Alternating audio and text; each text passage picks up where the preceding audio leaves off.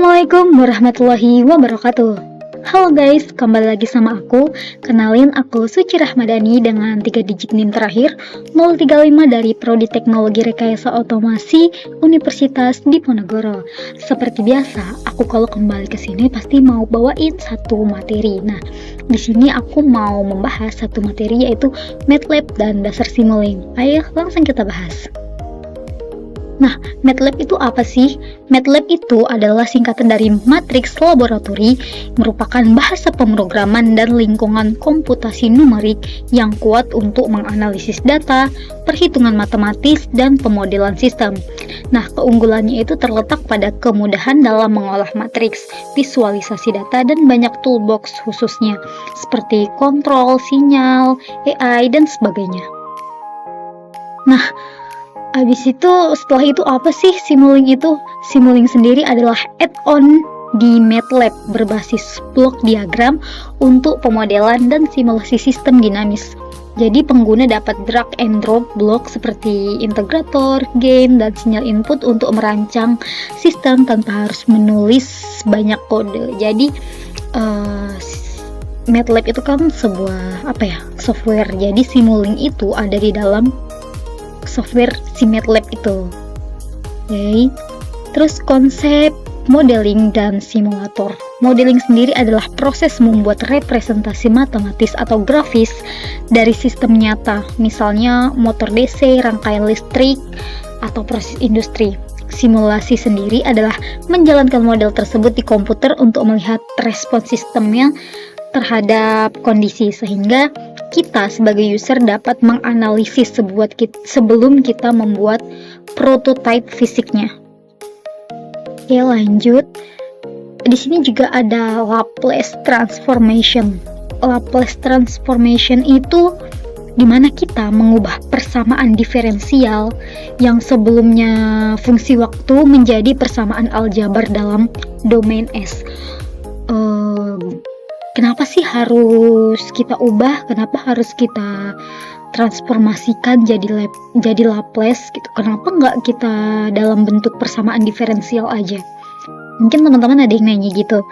Jadi jawabannya karena ketika kita memasukkan sebuah persamaan di MATLAB itu cuma bisa ngecerna memproses ketika persamaannya itu dalam bentuk domain S, dalam bentuk fs. Jadi kan biasanya ketika kita memodelkan sesuatu pasti persamaannya yang muncul bakal persamaan diferensial, yaitu dalam fungsi waktu ft ini. Nah, makanya kita butuhlah Laplace transformation ini, karena MATLAB cuma bisa ngebaca persamaan dalam bentuk fs. Nah, di sini juga ada transfer function. Transfer function itu rasio transformasi Laplace keluaran terhadap masukan suatu sistem, yaitu linear time invariant LTI dengan kondisi awal 0. Nah, ini rumus umum dari transfer function sendiri. Jadi YS ini biasanya output dan XS di sini input. Jadi transfer function ini rumusnya yaitu output dibagi input. Nah, di sini juga ada jenis-jenis pemodelan sistem. Yang pertama adalah sistem mekanis.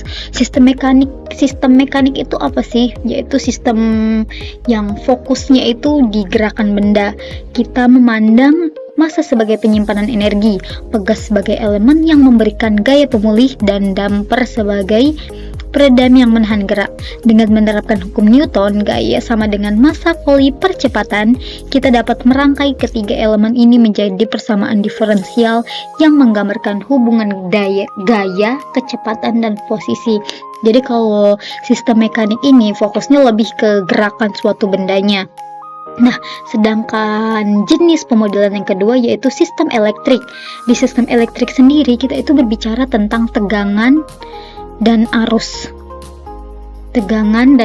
Nah, di sistem elektrik ini resistor, induktor, dan kapasitor itu merupakan elemen dasar kita di sistem elektrik ini. Nah, hukum Kirchhoff untuk arus dan tegangan kemudian digunakan untuk menurunkan persamaan yang setara dengan sistem mekanik. Hanya saja variabelnya beda.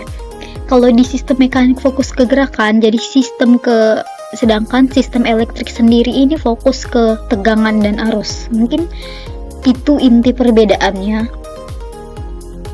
Selanjutnya itu pemodelan yang ketiga, jenis pemodelan yang ketiga yaitu sistem hidrolik.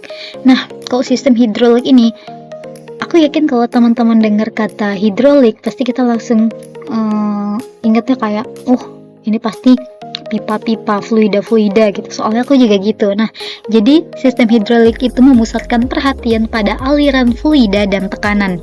Pipa dan orifice bertindak sebagai hambatan aliran, tangki sebagai kapasitor yang menyimpan volume, dan pompa sebagai sumber tekanan. Prinsip konservasi massa dan energi serta hukum kontinuitas dipakai untuk menulis persamaan hubungan antara tegangan, laju, aliran, dan volume. Nah, selanjutnya sistem kontrol ini adalah diagram blok dari sistem kontrol. Kalau dilihat dari diagramnya, ini tuh tipenya closed loop ya, dimana ini ada set point. Jadi itu set point itu lebih ke kayak manipulated variable. Itu tuh sesuatu yang bisa kita atur. Misalnya set point itu contoh mudahnya, ketika kita menyalakan AC, kita kan bakal mengatur suhunya. Nah, suhu yang kita inginkan itu yang disebut sebagai set point. Lalu di sini ada control unit. Control unit atau controller itu dalam sistem kontrol berfungsi sebagai pengendali, lebih ke kayak otak. Jadi misalnya di sini set point ini sebelumnya pasti sebelumnya ada sensor. Jadi di sini itu dia akan mendeteksi kondisi aktual. Jadi ketika contohnya kita masukin di AC, nah ini kita pengen set pointnya itu 16 derajat. Nah, sensor bakal mengukur kondisi aktual, kondisi sebenarnya pada saat itu. Misalnya kondisinya saat itu 18 derajat, sedangkan set point kita 16 derajat. Nah, control unit ini akan langsung memproses dan menyampaikan ke control valve. Control valve ini dia tuh aktuator, berfungsi sebagai penggerak. Oh, kalau di sini control valve berarti kita ambil contohnya tangki air. Ya, tangki air. Control valve misalnya dari control unit ini ngasih perintah bahwasannya valve-nya airnya tuh kurang banyak, berarti control valve-nya ini kita dia tuh langsung bergerak sesuai dengan perintah dari si control unit. Misalnya dia dibilang ini airnya kurang banyak, berarti valve-nya bukaannya harus dilebarin. Nah, kayak gitu. Sedangkan lalu di sini ada prosesnya. Prosesnya itu ya gimana ketika valve-nya sudah terbuka, lalu kan airnya bakal terisi. Nah, disinilah prosesnya. Nah, di sini lalu ada output. Output itu bisa kita sebut kontrol variabel. Nah, ketika kita sudah mendapatkan output, di sini akan ada sensor. Sensor ini dia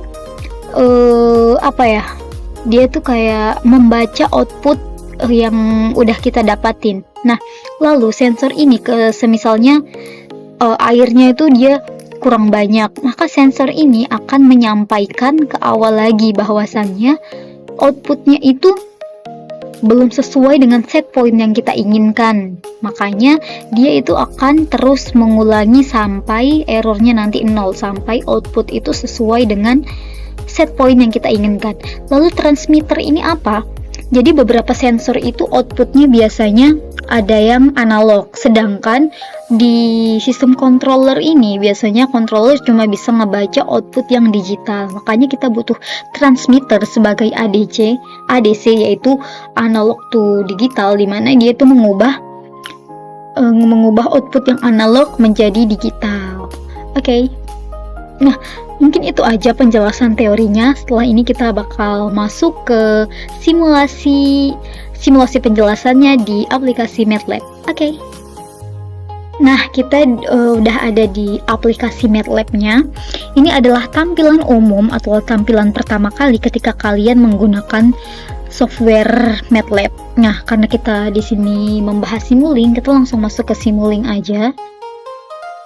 Lalu klik ini di blank model. biasanya oke, langsung aja di sini kita klik library browser, terus kita langsung klik Simulink. Di sini kita pilih Sing. Oke, kita pilih search dulu. Di sini aku pengen ngeliat atau ngukur gelombang sinusoidal, jadi kita bisa pakai Singwave.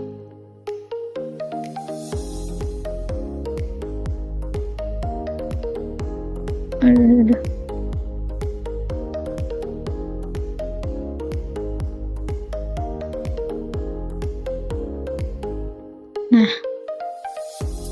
ini Singwave itu kayak inputnya, lalu untuk outputnya kita di Sing sini. Terus kita ambil aja scope. Scope ini dia kayak apa ya? Osiloskop. Ya, scope ini osiloskop, jadi kita tinggal sambungin aja. Nah, kalau udah disambungin gini, ini kita bisa atur di sini tuh ada amplitude sama frekuensi. Amplitudenya aku mau coba 4, frekuensinya 3. Oke. Nah, kita klik di sini scope-nya, lalu kita run.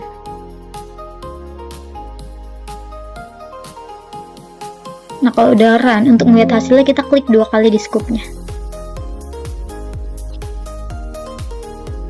Nah, ini gelombangnya udah sesuai. Mana nih ngegesernya guys? Nah, gimana ngeliatnya? Nah, ini kan kita aturannya tadi amplitudenya 4, frekuensinya 3. Jadi ini udah sesuai, dimana amplitudenya itu 4. Setelah itu aku mau ngetes, mau nyoba apa ya lagi, gain. Cari aja di sini. Nah, gain itu berfungsi sebagai penguat tegangan ya guys. Jadi kalau kita coba, kita lihat dulu, ini di sini kan amplitudenya 4, sedangkan aku mau atur dulu gainnya itu 2. Kita lihat outputnya itu kayak apa. Nah, di sini outputnya menjadi 8. Kenapa 8? Karena di sini gain itu berfungsi sebagai penguat tegangan.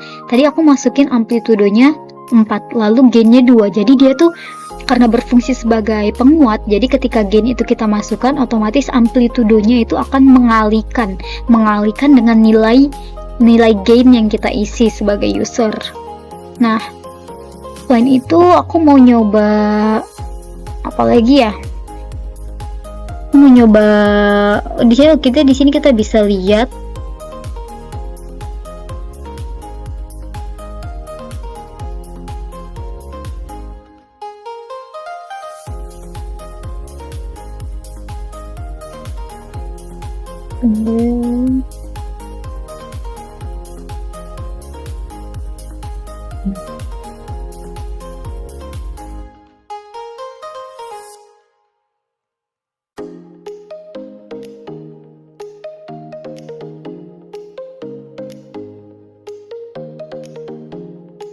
kita sambungin aja dulu.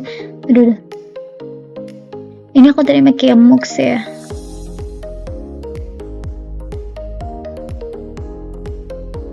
Satu di sini.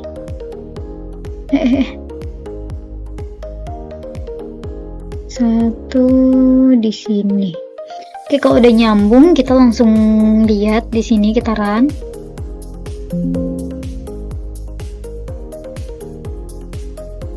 Nah, fungsi MUX di sini dia tuh akan ngeliatin gelombang sebelum dan sesudah kita kasih gain. Jadi kalau kalian mau lihat pembuktiannya, di sini kita bisa lihat di MUX, terus kita kasih outputnya osiloskop dan inputnya satu setelah kita kasih gain dan satu sebelum kita kasih gain, maka kelihatan di sini perbedaan gelombangnya. Ini gelombang yang warna biru itu gelombang sebelum kita kasih gain, dan yang warna kuning itu gelombang setelah kita kasih gain.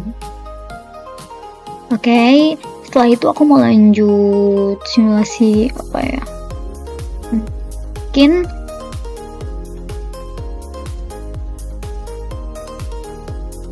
Duh. Kok bisa dipindah? Oh, aku mau nyoba math operation. Ya, di sini juga ada math operation dimana kita bisa menghitung. Awalnya kita masukin dulu konstan, ini di search sebagai input. Lalu untuk math operationnya kita tuh ini ada di sini. Nah, anggap aja aku mau ngasih operasi tambah. Ini aku pakai yang add. Lalu untuk outputnya kayak biasa letaknya itu ada di things. Nah, pakai yang display. Tinggal sambungin aja. Oh ya, ini kan karena kita mau pakai operasi penambahan. Kalau nambahin kan kita butuh 2 input ya. Kita langsung kasih 2 input di sini. Ini langsung sambungin aja. Nah,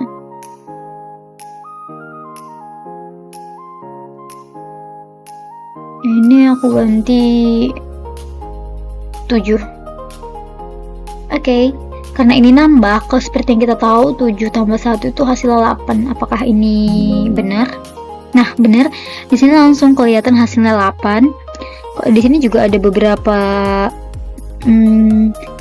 math operation yang lain ya. Misalnya ini ada di divide, ini kayak kali bagi.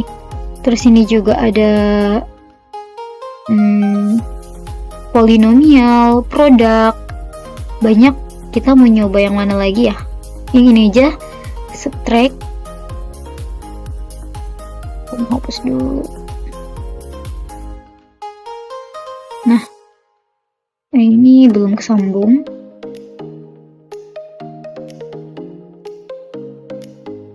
Kita run aja lagi. Nah, kelihatan kan 1 dikurang 7 hasilnya minus 6, berarti terbukti kalau kita menggunakan math operation di Simulink itu berarti tetap bekerja ya. Nah, ini tuh masih banyak sebenarnya blok-blok diagram yang lain. Mungkin kalian bisa coba-coba aja, kan kalau aku coba semua itu nggak bakal kelar. Nah, mungkin itu aja materi yang aku bawakan kali ini. Lebih dan kurangnya aku mohon maaf. Aku akhiri. Wassalamualaikum warahmatullahi wabarakatuh. Bye bye.